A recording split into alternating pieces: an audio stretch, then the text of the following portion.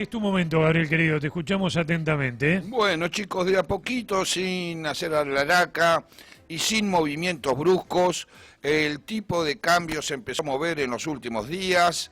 En los primeros 3 días de la semana, la cotización mayorista registró una suba del 2%, un poco más del 2%, el mayor movimiento en los últimos 2 meses, y nadie, la verdad es que nadie, observa este desplazamiento como perjudicial. Al contrario, una suba gradual hasta puede ser admitida como saludable, y ni hablar de los exportadores que vienen quejándose de una pérdida de competitividad en los últimos meses. La cuestión, en todo caso, refiere a los motivos que empujan la cotización del billete verde. Por lo pronto, el Banco Central sigue comprando dólares, ¿sí? Entonces, ¿a qué podría atribuirse la presión alcista sobre el dólar oficial? Podemos dividir las respuestas en dos partes. Por un lado, en los primeros días del mes suele haber una mayor demanda de divisas por parte de minoristas porque se cobran los sueldos, por lo que podría tratarse simplemente de un efecto puntual asociado al cobro, vuelvo a decir, de los sueldos. Por otro lado, más importante y más relevante es la liquidación de exportaciones agrícolas, que siempre viene asociada con algún rezago temporal a compra de los exportadores a los productores, siendo una buena parte de los productores personas humanas que están habilitados a demandar dólares en el mercado oficial. Acordate lo que yo te venía diciendo. Mucha gente de campo lo que está haciendo es vender su producción, se da vuelta, agarra los pesos y compra dólares, ¿sí? Entonces, siempre se incrementa la oferta, también lo hace la demanda. Eso suele ocurrir cuando los chacareros venden su producción de la cosecha gruesa a las cerealeras y éstas exportan el producto. Con los pesos recibidos de las exportadoras, entonces los productores demandan divisas. Eso no está para nada vedado por el cepo, que solo rige para las empresas. En todo caso, hay que esperar a los próximos días para saber si existe hoy en día una demanda adicional de dólares que incline la balanza a favor de la demanda, ya sea en definitiva quien está empujando el precio del dólar. El ministro de Economía, recuerden lo que dijo hace un tiempo atrás, cuando fue una reunión en la Cámara de Comercio Argentino-Brasilera, que hoy hay dólares para todos los argentinos para llevar tranquilidad, y esa pareciera ser la verdad, ¿sí? Es la realidad. Así que no se asusten si ven que el dólar está subiendo, no es nada malo, era totalmente esperable y es también producto de esto que te acabo de decir. Bien, cambiamos. Los argentinos están modificando sus estrategias de comprar para sostener hábitos de consumo sin resignar bienestar. La frecuencia de visita a los puntos de ventas se redujo más de un 5% durante el primer trimestre, lo que derivó en compras más planificadas y en compras de menor tamaño. El comportamiento del mercado muestra además una marcada heterogeneidad. La mitad de las categorías logró recuperar volumen, mientras que la otra mitad sigue en retroceso. Entre los rubros con mejor desempeño podemos hablar de alimentos secos, que crecieron un 1,4%, las infusiones con 4,4%, los lácteos con un avance de 1,3%. En contraste, las bebidas sin alcohol registraron la mayor caída con una baja de arriba del 10%, mientras que los productos refrigerados y congelados sufrieron el mayor descenso en frecuencia de compra. Los autoservicios, el almacén de barrio y farmacias continúan ganando participación en el mercado y en el gasto de los hogares, están alcanzando niveles históricos y en paralelo el canal moderno depende cada vez más de las promociones para sostener sus ventas, ya que sin descuentos su volumen se reduciría cerca de un 11%. La búsqueda de eficiencia en las compras también impacta sobre los formatos elegidos. Los envases pequeños y medianos crecieron más del 2% en volumen, mientras que los formatos grandes y extra grandes retrocedieron un 8 y un 6% respectivamente. La tendencia esta nos está mostrando que los consumidores estamos priorizando reducir el desembolso, lo que gastamos en cada compra, aun cuando ello implique pagar un precio unitario un poco más elevado. Otro fenómeno que se consolida es el avance de las marcas económicas. Este segmento registró un crecimiento del 2% en volumen durante el primer trimestre, mientras que las marcas premium retrocedieron un 3% y la de gama medio cayeron un 1,5%. ¿Qué es lo que estamos viendo? Que a pesar de las restricciones presupuestarias, hay una característica persistente del consumidor argentino. Las categorías vinculadas al autocuidado, la salud y los pequeños gustos continúan creciendo por encima del promedio y estos productos están funcionando como espacios de gratificaciones que los hogares intentan sostener aun cuando deben ajustar otras partidas del presupuesto. Estos son los últimos datos que tenemos respecto a las compras que hacemos nosotros los consumidores. Cambiamos de tema. Los datos tempranos de la actividad económica de mayo sugieren muy pocas recuperaciones y en la mayoría rojos, tanto en términos interanuales como mensuales. Así, si bien es prematuro anticipar un posible dato general del mes, los indicadores publicados no dan buenas señales.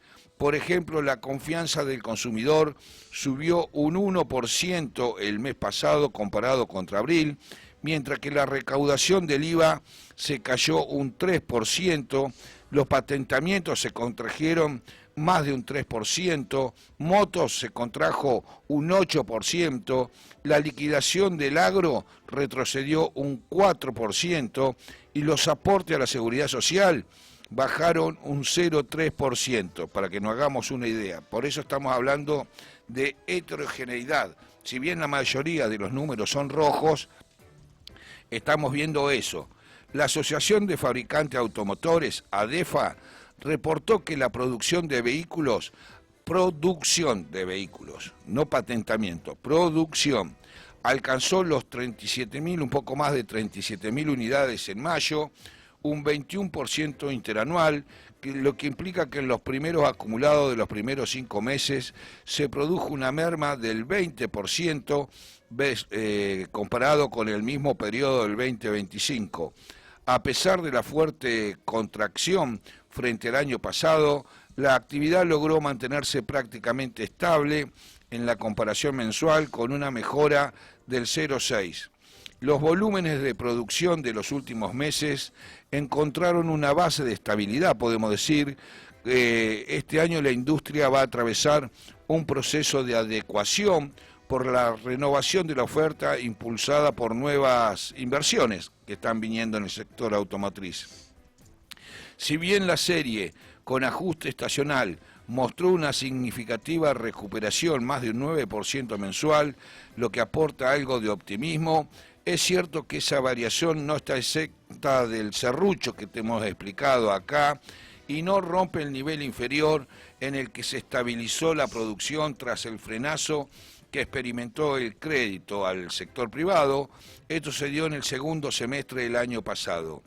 La división de motos de la Asociación de Concesionarios Automotores, ACARA, aseguró que el número de unidades patentadas durante mayo fue 66.000, un poco más de 66.000 unidades, lo que representa una suba del 25% interanual, y en la comparación contra el mes previo se observó una baja del 20%, y si la comparación es contra abril, la caída es del 12%. De esta forma, en los 5 meses acumulados se patentaron un poco más de 247.000 motos. Esto es casi un 10% menos que el mismo periodo del año pasado. Por último, los patentamientos de cosechadoras, tractores y pulverizadoras de mayo alcanzaron las 710 unidades, una baja de un 17% comparado año contra año y del 14% mensual. De esta forma, el acumulado del 2026 lleva patentados cosechadoras por 2.800 unidades, que es un 1,5 por debajo del 2025.